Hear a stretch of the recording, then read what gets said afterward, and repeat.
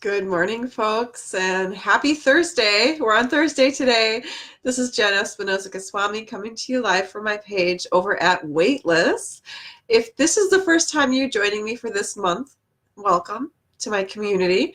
This is a community where you will find the right support to find body bliss. And in case you're wondering what that means, it's not marketing speak. It's not a different phrase or semantics in terms of weight loss, because while I do assist, that is not the primary focus of what I do. I help people strategize and hack their lifestyle so they can create healthier habits that they can sustain for the rest of their life. So body bliss is a feeling that you will get after working with me. So if you've not seen me or been a part of these live stream videos before, I welcome you. And I'm so excited that you're here to join us live today. Today and for the rest of January, we're talking all about the R word, which is not resolutions, it is rest.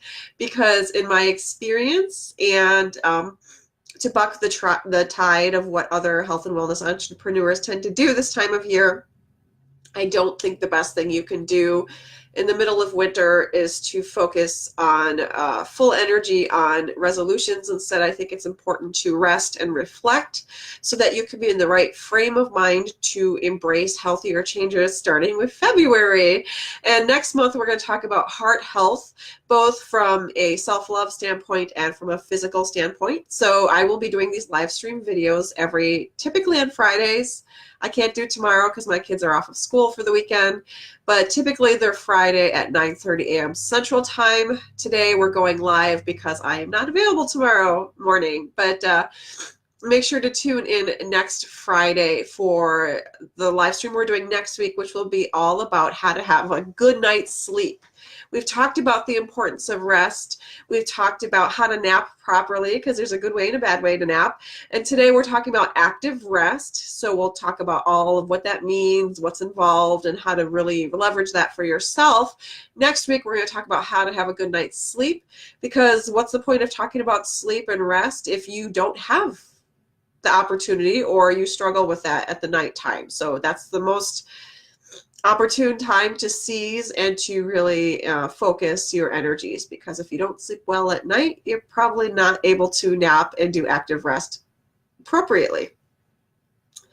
I apologize for my congestion in my nose. I have a lot of allergies I'm troubleshooting right now. If you follow me personally, you may have seen some of the posts I'm doing about that. So I apologize if I'm a little congested, and I will be drinking my water from time to time. If you are joining me live for this video, please make sure to say hi so I can say hi back. Sometimes I can see who's joining me, but if you don't comment, I may not notice that you're joining me live, because I kind of get involved in these videos. So make sure you say hi so I can see who's here. If you're watching the replay of this video, totally understand that some of you are going to be on the replay and not live.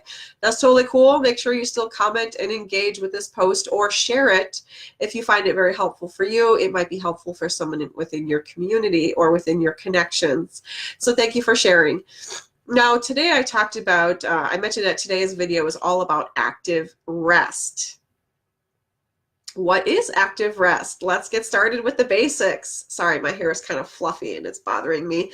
Let's start with the basics, right? What is active rest?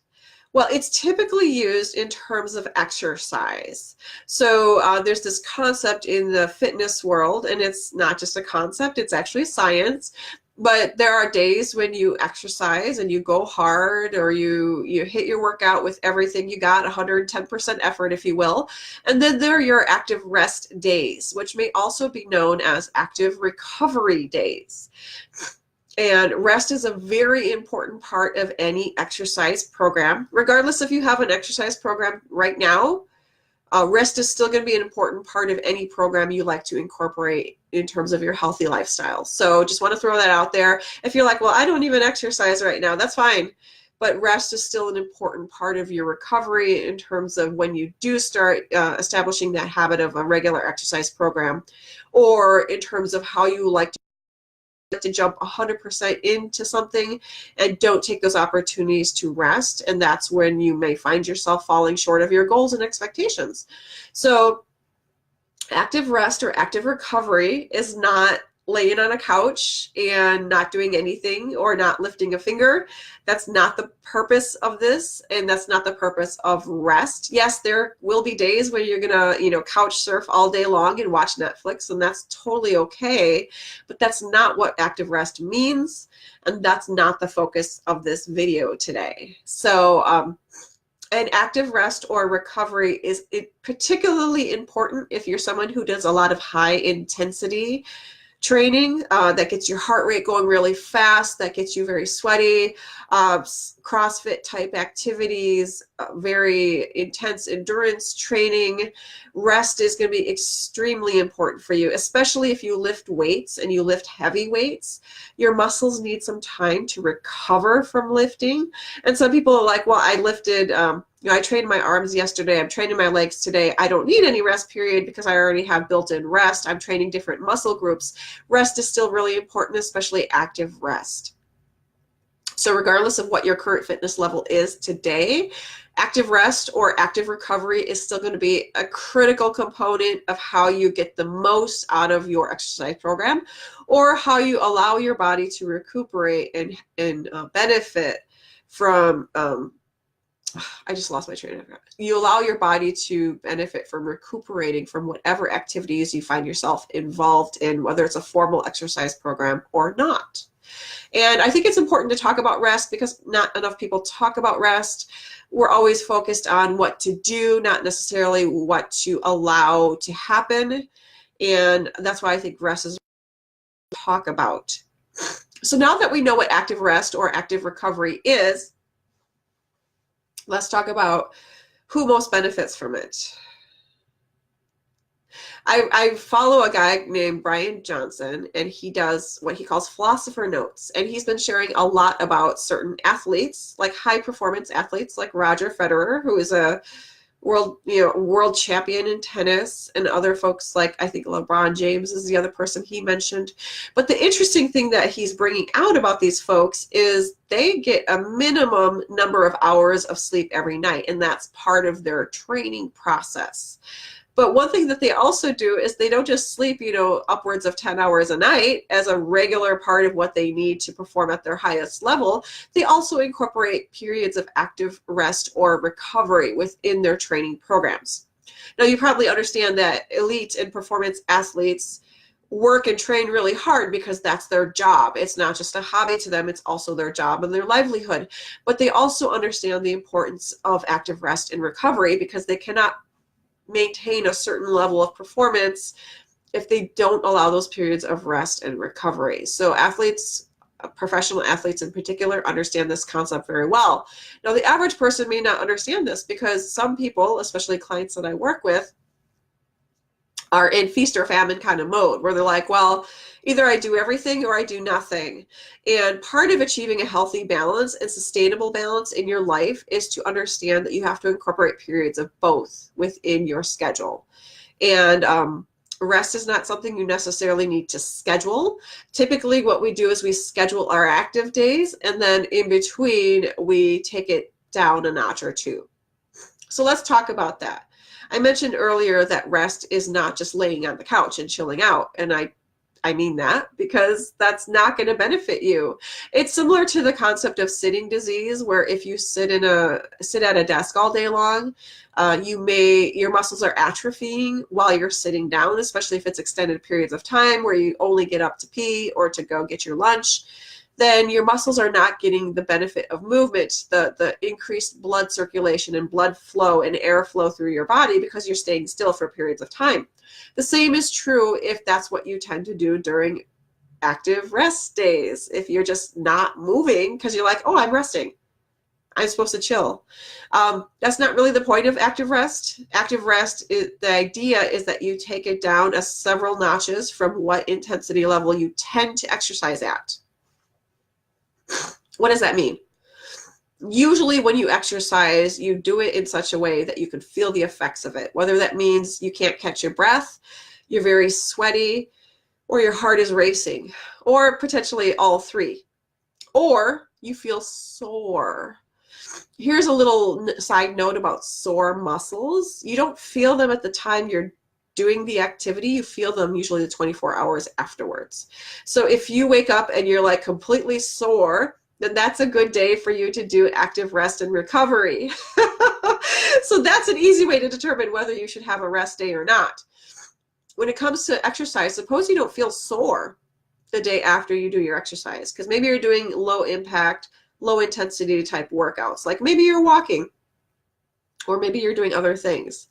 Then your active rest and recovery days might be an opportunity for you to do an activity that challenges different parts of your body than your typical exercise days. And I'll give suggestions for specific activities that you can incorporate as part of your active rest and recovery days. The idea behind rest days when it comes to your exercise plan is to be about 60 to 70% of the exertion you normally use when you exercise. I'm going to repeat that. Active rest and recovery days, the purpose of them is to take the exertion level, the perceived exertion, that means what you feel you're doing to your body and how challenging it is for you, 60 to 70% of what you typically do for your active or exercise days.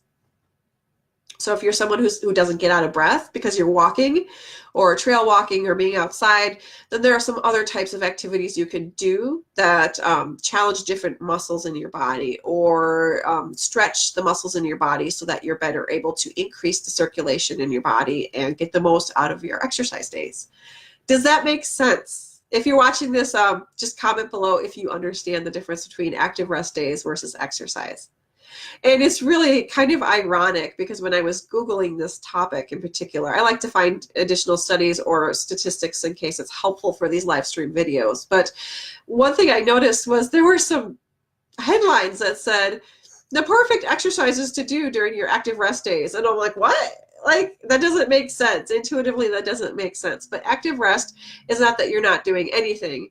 It's that you're doing things that are a much lower intensity so that your body can heal from whatever your typical exercise routine is.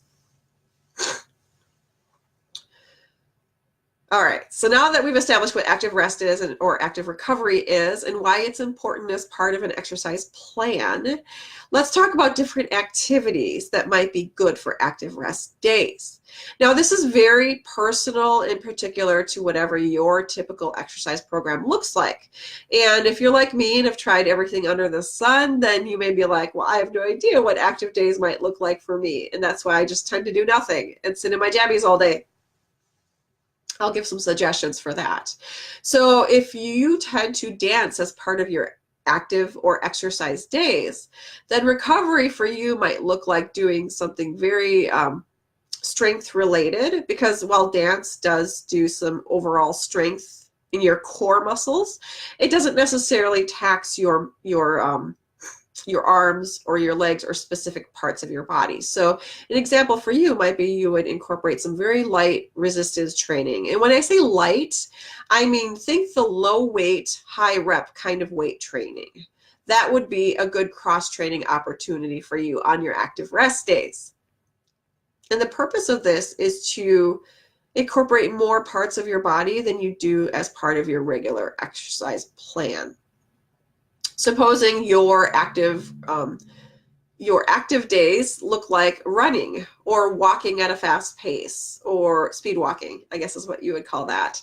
So, you get out of breath, your heart rate is going up, there's a certain exertion level you're putting there. Then your active rest days might be something like yoga, because you're doing more stretching, you're doing more flexibility.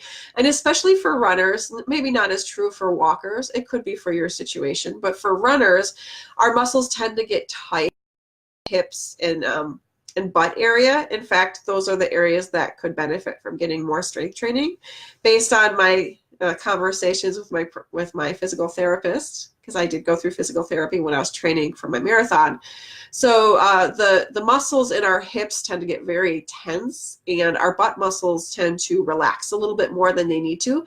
So they're not able to better support our running activity or our walking activity. So if you're someone who has weak knees, weak butt, which a lot of us do apparently, weak, very tight hips, and thigh area, which a lot of women do. So even if you're not a runner, but you sit down frequently during the course of your day, and you don't get up to stretch that much, then your hips and thighs area is probably going to be tense just naturally.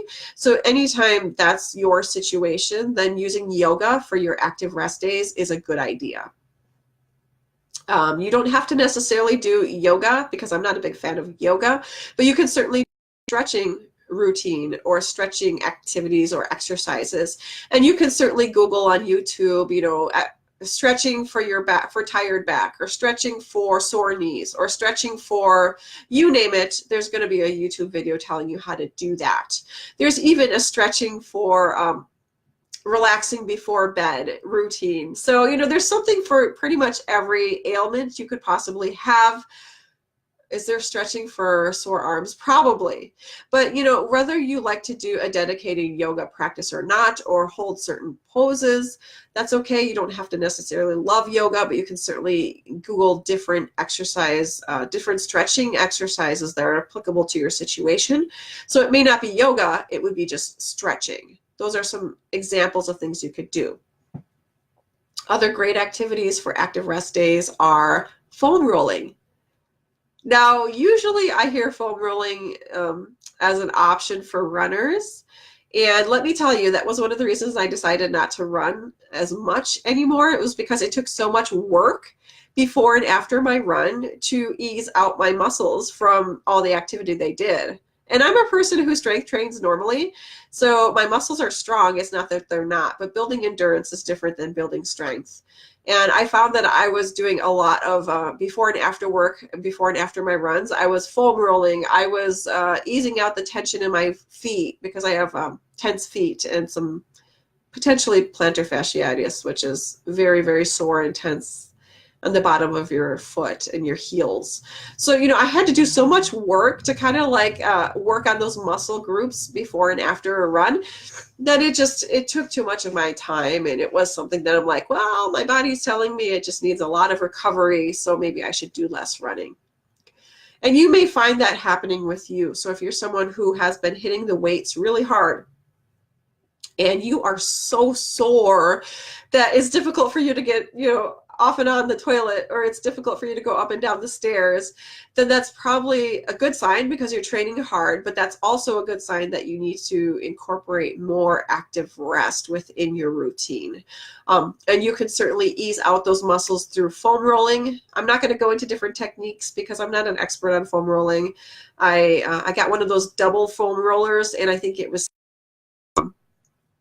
doesn't feel good when you're doing it. I'm going to throw that out there. Foam rolling hurts because you're easing out the muscles and you're easing out those tendons, and it can hurt. It doesn't feel good necessarily when you're doing it, but that's the purpose of it. You're stretching those muscles in a way that they're not stretched when you're weight training. So just wanted to throw that out there. Another option for you, if you're like, well, I don't really want to teach myself how to foam roll, I don't want to buy the foam roll, I don't want to go through all of that, you can certainly book a massage for yourself. Did you know that a massage could be part of your active rest? Yes, it can be. And there are different massage techniques, obviously, everything from deep tissue to the really light hot stone massage, or even ones where they barely touch you, or they work with chakras or Reiki or different types of energy healing, which is not a tissue massage necessarily, but could also work on tension and the flow within your body. So if you're a person who's like, well, I'm pretty tense, I'm pretty sore, and today is an active rest day, if you have the funds for it and the time for it, I would highly suggest you book a massage for yourself. And if you're a person who doesn't like to be on a massage table because you feel like you're exposed or whatever, you can certainly do things like reflexology, craniofacial release, which is focusing on your head and neck and shoulders. There's lots of things you could do without disrobing, so no worries there. But that is a good part of an active rest. What are some other activities that are helpful for active rest? Things that take you outdoors are always good. I know wintertime is not the best time to go outdoors, but those activities tend to boost us in different ways, especially if you're someone who typically works out indoors. Then getting outside, even if it's just to walk your dog, even if it's just to be outdoors a little bit, or enjoy forest bathing is what some folks say, get out into the woods a little bit experience some of Mother Nature that is refreshing and rejuvenating. It also allows you to keep moving. You can even do like a walking meditation practice. I'm not an expert in walking meditation, but I know some people who swear by it. So if that's of interest to you, that could be an activity for your active rest days. Another one is Tai Chi. Tai Chi is very similar to a martial arts practice. However, it is more defensive in nature rather than offensive. So it's all about working with the flow of your body and the energy and slow movements. So it's kind of like yoga, like a martial arts of yoga kind of situation. It's a good class to try out. You don't even have to do a proper class. I'm sure you can Google YouTube videos and find different ways to do Tai Chi at home. There's also Spring Forest Qigong, Qigong. That's also another practice that is very helpful. It's very zen. It can help you kind of connect with the awareness of your body, allow you to stretch your body in different ways because you're doing very slow and purposeful movements. It will not, get your heart rate up. It will not tense your muscles in the way that other types of fast moving exercise, fast twitch exercise tends to do. On active recovery and rest days, you want to focus on slow twitch exercises. What I mean by slow twitch is stretching, moving very intentionally, very slowly, very purposefully, putting your mind into the movement. I don't know if you've heard that phrase before, but the slower you go and the more you watch what it is you're doing, the more mental energy you're putting into it, that is a good activity for slow active recovery. So those are some different suggestions for practices you can use in terms of your active rest days. What else would you like to know about? So that's pretty much what I have to say about active rest. We're going to make today's video a little short because, again, I'm very congested and I don't know if you can hear me properly. But active rest is an important part of any program, regardless of what your fitness level is today. You can certainly incorporate active rest. And in some cases, active rest might be a level up from where you currently are in terms of your exercise practice. But it's important to understand a couple things about active rest. For one, rest is an important part of any exercise program, regardless of where you are today. Two, rest is what your body needs to recover and recuperate from whatever activities you are doing, especially if you're like a weekend warrior type person who only does really heavy exercise once or twice a week. Active rest is a good way for you to take it down a notch or two without being completely still and immobile, because there's no purpose to not moving during your day. You should still move, but you should do so in a slower way that allows your body to recuperate from those opportunities you do take to be very active. And lastly, what you need to understand about active recovery is the more slow the movements are, the less exertion you're using, the more it is incorporating those rest elements into your program. And that's important because it's a cross-training opportunity. And even people who are performance and elite athletes, they have off seasons where they're in recovery. So no one can go 100% at it all the time. That is not the way to sustain a healthy lifestyle. That is the way to lead to burnout, to lead to exhaustion. Some of the symptoms of overtraining, if you're a person who's very type A and you're like, well, I don't do rest because rest is for losers, or whatever attitude comes out for you, rest is important for everyone, regardless of how fit you are or where you'd like to be. So remember that rest is really important. And athletes who make a living based on their bodies, they incorporate rest, whether it's a season of rest. So in the off season, they might be doing way different activities than they do when they're on season. And they also know that overtraining their body means they might not be able to play. So if you're overtraining yourself today, some of the symptoms you might notice are fatigue, not sleeping so well. Maybe your mood is all over the place. Maybe you just you're irritable and cranky all the time. Maybe you have changes in weight, but it's not good changes in weight. Maybe you have a hard time. You feel tired all the time, but you're not sleeping well at night. Those could be signs that you're overtraining and you're not incorporating enough active rest. In the meanwhile, if you watch this video, please comment with your biggest takeaways. Share this video if you feel it's helpful for someone in your community or your connections. I appreciate you for joining me either live or on the replay. My name is Jen Espinosa. be encouraging you to take more opportunities for active rest. And don't forget to join me next week, which will be, what date is that? Next week, Friday, January 25th, join me here on this page. We're going to talk about how to have a good night's sleep, because I know that's an important one for a lot of clients that I work with. They don't sleep well at night. I have had my challenges with that as well, so I will share some of the top things I've learned and I've applied to my sleep patterns so that I can have a restful sleep. In the meanwhile, if you can't join me next week, Friday the 25th at 9:30 Central Time, make sure you watch the replay. The replay will be available to you on this page, so make sure you like my page if you haven't done so. In the meanwhile, I wish you an amazing Thursday. I hope you're having a beautiful morning so far. And don't forget to incorporate more active rest in your routine, because rest is part of the program. Thank you for joining me. We'll chat next week. Bye-bye.